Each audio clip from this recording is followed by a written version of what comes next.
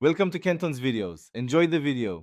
You start by powering down and unplugging the machine, then remove the needle plate and bobbin case to access the feed area. Once done, clear lint and old thread with a small brush and vacuum.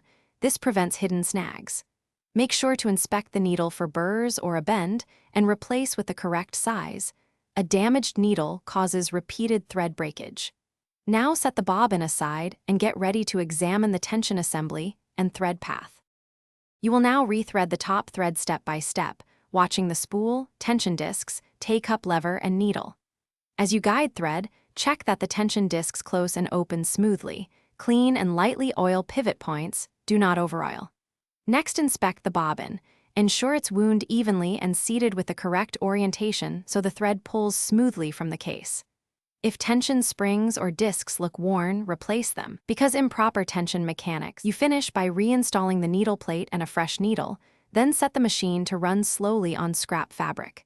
Make small, incremental adjustments to top and bobbin tension until you achieve a balanced stitch with no loops on either side.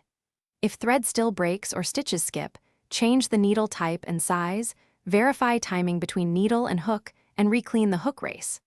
If that fails, stop and consult the service manual or a technician. Mistiming can damage fabric and components.